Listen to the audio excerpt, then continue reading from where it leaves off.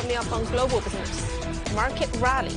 Oil prices tumble and stocks soar after the United States and Iran announced a deal to end their war and reopen Strait of Hormuz. Rate expectations. Central banks around the world are set to announce rate decisions this week, with the U.S. Federal Reserve expected to keep rates unchanged on Wednesday. Strengthening support. China launches a spring recruitment drive with over 12.68 million job postings to support 2026 graduates. Well, it's good evening from Beijing and welcome to this edition of Global Business on CGTN. I'm Lily Lu. U.S. and Iranian officials have confirmed agreement on a framework to end the war, halting the U.S. blockade on Iranian ports and reopen the Strait of Hormuz. Pakistani Prime Minister Shehbaz Sharif also announced the deal, saying it will be officially signed on Friday in Switzerland. Ehsan Kavani reports from Yazd in central Iran.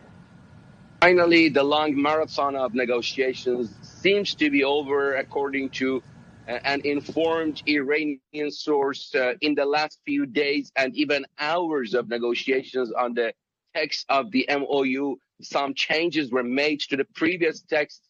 Issues related to the management of the Strait of Hormuz and the sovereignty and territorial integrity of Lebanon were the two issues among the last changes, in fact, made in the text. Iran's parliament is seriously seeking to pass a law based on which Iran, with coordination of Oman, can implement a new transit regime for the strait. But there are a number of obstacles. First of all, Oman seems to be unwilling to take part in this plan.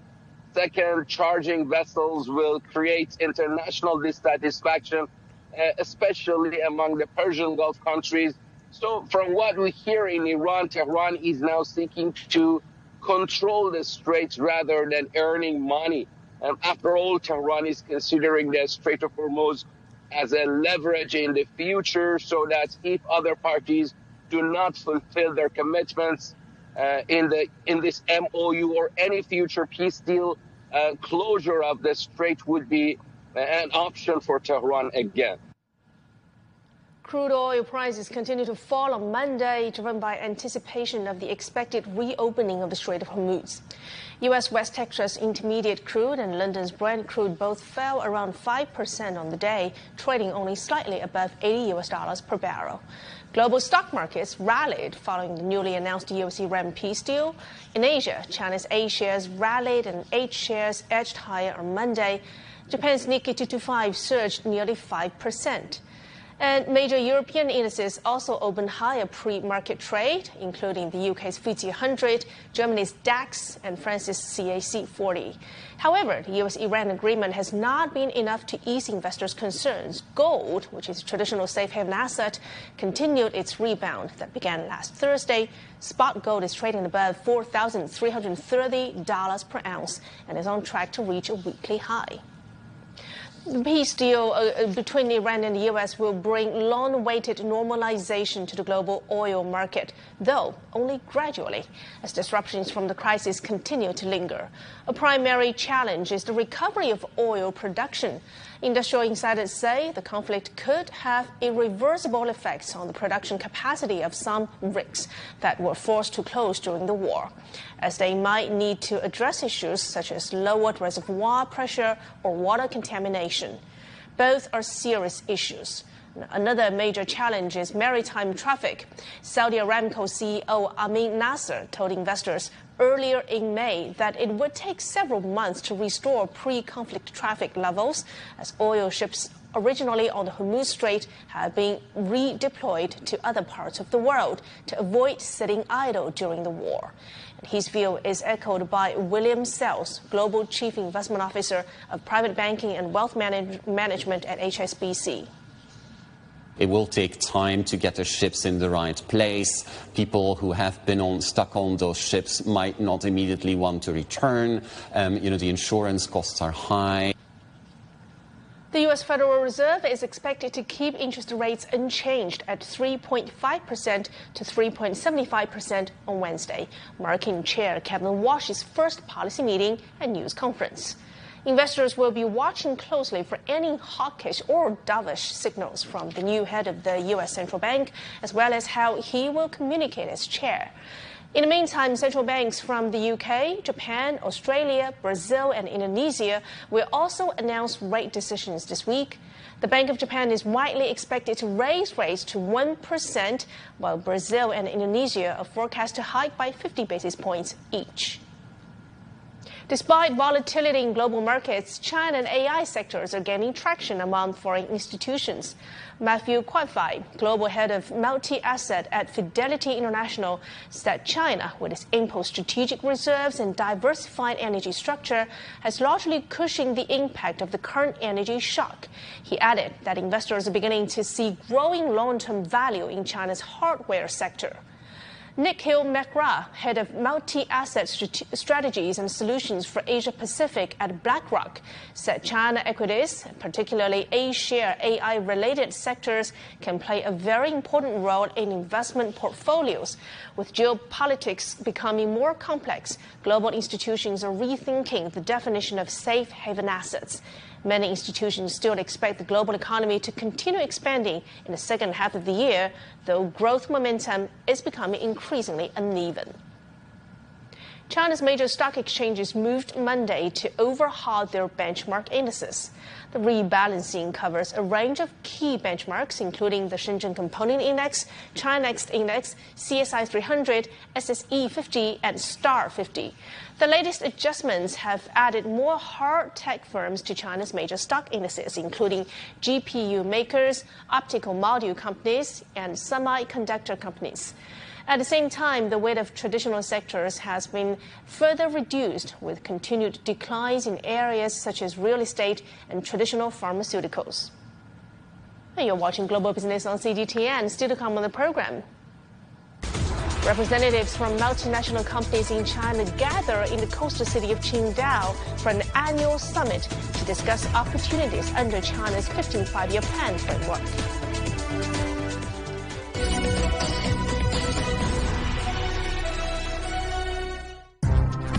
Supply chains. How China and the world are working together to make them more resilient than ever. Closing gaps across links. Connecting consumers, businesses, markets, and nations. This June in Beijing, the 4th China International Supply Chain Expo brings the world's leading experts and companies together in one place. Watch CGTN for comprehensive coverage of the latest trends and technologies. June 22nd to June 26th, only on CGTN. The world economy as we know it is about to change. Global business reports highlight emerging markets, developing countries, and dynamic sectors worldwide. We feature top analysts and newsmakers to provide perspectives on every facet of business. From an on-the-ground perspective, we provide you with balanced and objective assessments. Fast, sharp, and insightful. Global Business. Only on CGTN.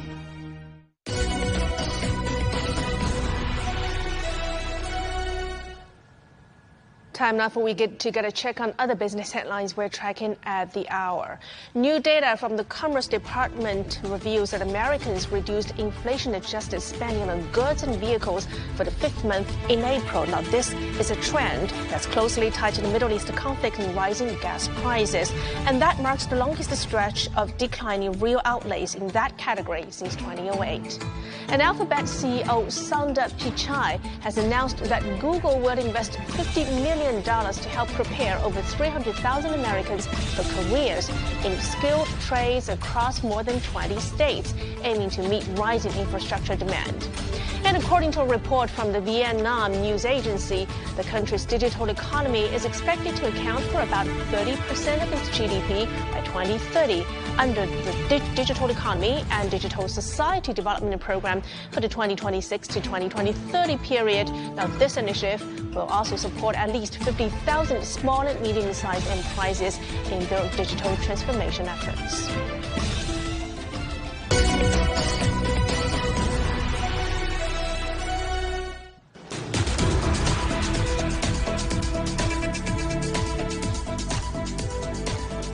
It's graduation season again, and college students across China are entering the key period of job hunting. And according to China's Ministry of Human Resources and Social Security, the 2026 National Spring Joint Recruitment Campaign for university graduates has recently concluded, offering more than 12.68 million job postings.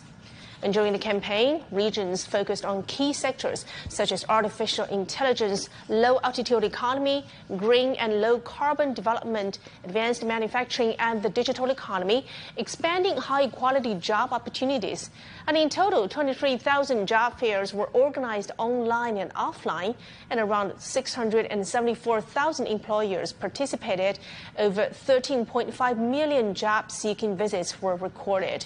At a university level, institutions are strengthening employment support as well. Nankai University built a high-level university enterprise matchmaking platform to connect graduates with national job resources. Lanzhou University implemented a coordinated outreach system with leadership teams visiting 88 key companies and matching academic programs with employer needs, connecting with 1,490 employers in total. In the meantime, universities in Shanghai are expanding innovative recruitment models, including campus enterprise visits, industry alliances, themed job fairs, and enterprise open days to improve talent matching efficiency. The 2026 China University Graduate Employment Report shows continued optimization in the employment structure among college graduates. By industry, advanced manufacturing and modern services are expanding their capacity to absorb talent. Sectors such as electronic equipment manufacturing, machinery, and information technology services are seeing steady growth, while education, healthcare, retail, and other public services industries remain key employment destinations. And by region, employment is shifting further toward prefecture level and smaller cities as well. And more than 60% of undergraduate graduates now work in these areas, and reflecting the growing role of local industrial clusters.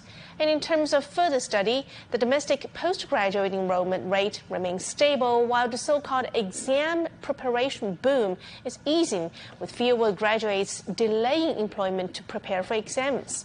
And flexible employment, including freelancing, part-time work, and entrepreneurship, continues to rise, highlighting increasingly diversified career paths. China has long regarded young people as a vital driving force for social progress.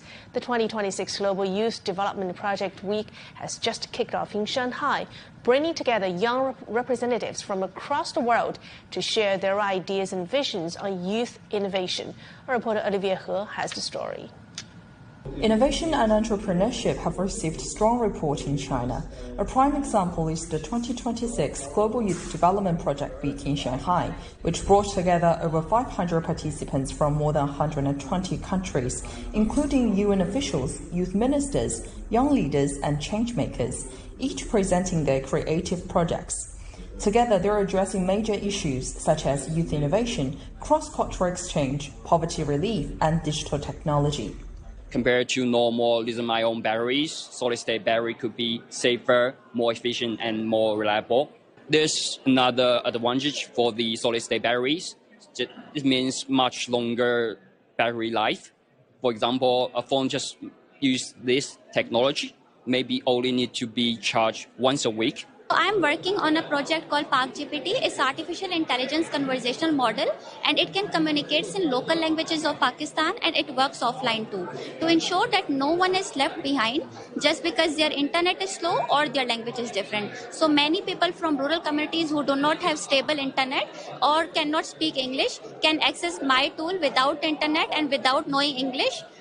Beyond finished showcases, the forum hosts more than 20 dialogues, matchmaking sessions, and roundtables, including the Youth Roundtable on building a community with a shared future for mankind. These sessions offer dedicated idea pitching opportunities, allowing young participants to present undeveloped concepts, seek cooperation, and build global youth partnerships. We promote gender equality, women empowerment, and provide digital skills and entrepreneurship to young leaders from communities which are left far behind. So some of the fabric waste, we have paper waste, we have carton waste, we have bottle waste and are turned into arts that can easily be sold. The goal is to ensure that we achieve the zero waste. A standout highlight of the event is exclusive professional coaching, a resource rarely accessible to young founders. Participants receive tailored guidance from Chinese and international mentors, as well as experts from global organizations, helping them polish ideas into practical, scalable solutions. Olivia He, CGTN, Shanghai. China has launched a nationwide action plan to help humanoid robots move from dance performances and marathon races into factories, warehouses, and hospitals. The authorities want humanoid robots and related key products to enter work mode by this end of the year. Now, how are companies planning to achieve that? CGTN's Zhao Chen has more. With backflip kicks, in marathons, and in ping pong. Oh, we make a round! Humanoid robots have become internet stars. What I really want to know is when they can start doing chores so I can have more me time. They still look quite clumsy. It can start to actually perform tasks in home-like settings like hotels. If humanoid robots are to enter real-world home environments, I think there is still a long way to go. This is because it needs to address issues like the robot's brain having generalization capabilities and the ability to execute the tasks with precision. We're also considering the battery's endurance, accuracy, and safety in task completion. China wants to fast-track humanoid robots and embodied AI into industry under a nationwide program. An initiative was launched on Tuesday. It sets an ambitious target that requires humanoid robots and related key products to be routinely deployed in real-world scenarios in less than 6 months. As these specific scenarios are implemented, we'll also accumulate more data, and all this data will contribute to the training and emergence of more generalized robots in the future. Official data shows that China shipped around 17,000 humanoid robots in 2025, produced by more than 140 companies. The focus is no longer just on hardware performance. The goal is to teach robots to understand the physical world, to perceive their surroundings, make decisions autonomously, and learn new tasks on the job. In industry terms, it's known as building a physical world model. We're still in the process of gradually understanding the physical world based on the digital sensing and digital computers. So in order to help the robots to understand the real world and to interact with the real world, probably the data, the environment need to be more dynamic instead of purely static. The plan calls for more than 100 high-value applications to be created to support the deployment of more than 10,000 units by year-end.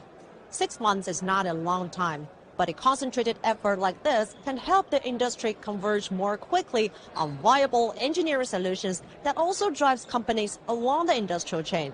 Zhao Chen, CGTN, Beijing. And the 7th Qingdao Multinational Summit kicks off under the theme Multinationals in China, advancing with the 15th Five-Year Plan for Innovation and the Future. On Monday, a high-level forum established a strategic matchmaking platform focused on cross-border collaboration along China's rapidly growing new energy vehicle industrial chain. Now, these discussions come as China speeds up the development of its new quality productive forces, fueling a fresh wave of global partnerships. Now, supported by broad policy measures, including consumer goods trading programs, China's EV ecosystem has moved beyond being the world's largest sales market. It is now emerging as a global hub for automotive innovation for international premium brands. And engaging with this ecosystem means co-creating the future of mobility, as multinational leaders explain. It's impressive to see the pace of the growth of Chinese auto companies, growing and also going global. And I think that is exactly where Avanci can come in and enable companies to navigate the global patent landscape more efficiently, more effectively, and also with greater confidence. In my speech, I just said that we are very proud to have now 11 Chinese automakers who have taken an Avanci 4G or Avanci 5G vehicle license, and we are of course looking forward to continue growing that number in the future as well.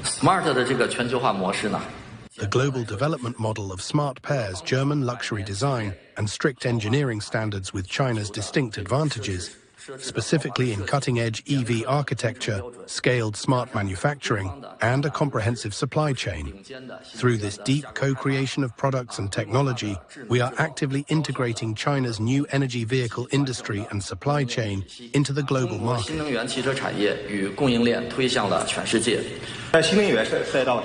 the new energy track, we firmly adhere to an open and collaborative philosophy rather than building a closed ecosystem.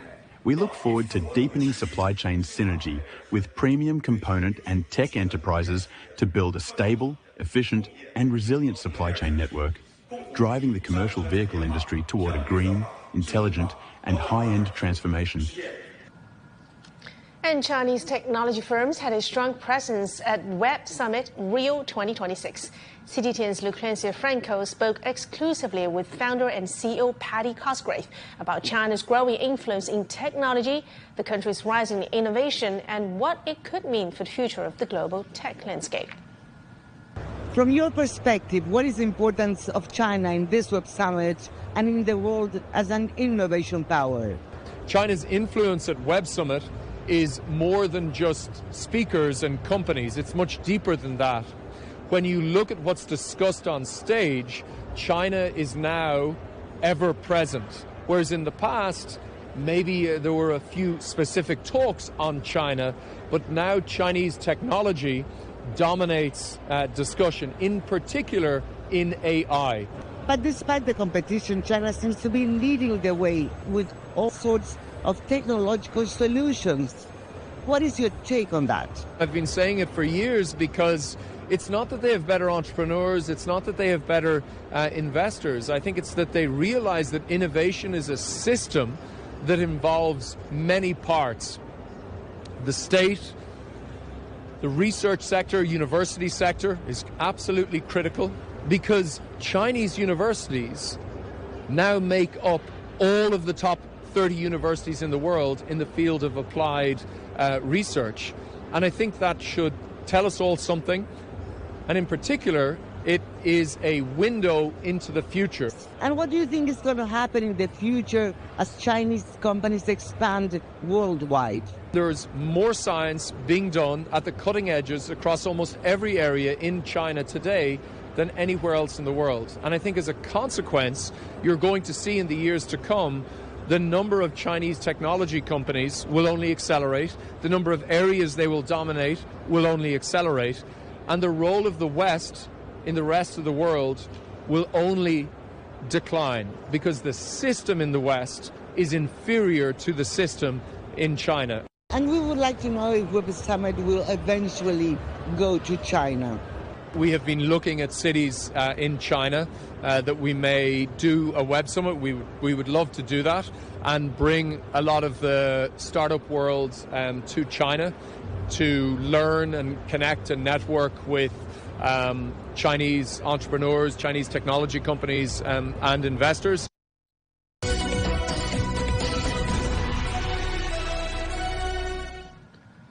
And as the 2026 World Cup kicks off, football fever is sweeping across the globe. In Shanghai, the beautiful game is bringing together people from all corners of the world who now call the city home. CGTN's John Saran heads to the pitch to experience firsthand how football is fostering community connections and fueling a vibrant local economy. 1, 2, 3, Salam dostlar. I'm Akin. I'm from Kuwait. I'm a musician. Ahoy, my name is Jan. I come from Czech Republic and I work at the Czech consulate. And this is my son Martin. I'm Martin. I love to play football. Bonjour. I'm Alexa. I come from Guinea-Conakry. I've been in China for 25 years and I'm doing international trading in China. So we don't give any space on the wings. Understand? Yes. Yes. Do you want to win? Yes. Are you ready to win? Yes. Let's go. Let's go. Lokomotiva is one of 32 teams competing in a football league that has been thriving for more than 2 decades in Shanghai. The players come from vastly different cultures, but on this pitch, they're united by one universal language, football. The community resembles a United Nations of football, bringing together people from every corner of the world. Ahoy! I'm Andrei from Brno, Czech Republic, and it is my honor to play mostly center back for Lokomotiva. My side job is lawyer in Shanghai. 您好, I'm Sam. I'm from Beijing. I'm an entrepreneur. My name is Pamatashi.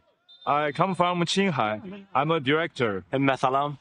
My name is Isa, and I'm from Turkmenistan, and I'm coaching Lokomotiva U45. The league is supported by local sponsors, with restaurants, bars, and consumer brands backing individual teams.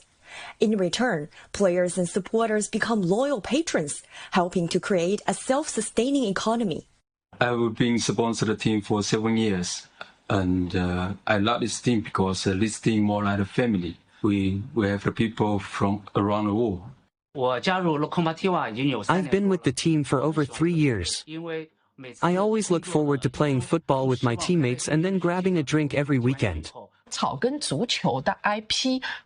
Grassroots leagues are transforming China's sports industry.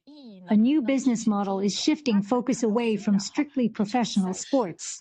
Now community-based leisure sports are thriving, creating a much more diversified market. Their economic impact is profound.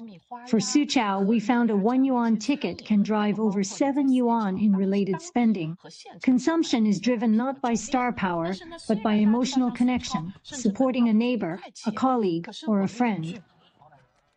In Shanghai, the spirit of community and connection links each of us to the wider world. Zhang Siran, CGTN, Shanghai. And with that, I'm wrapping up this edition of Global Business. I'm Lily Lu in Beijing. Thanks for watching and stay tuned for more to come on CGTN.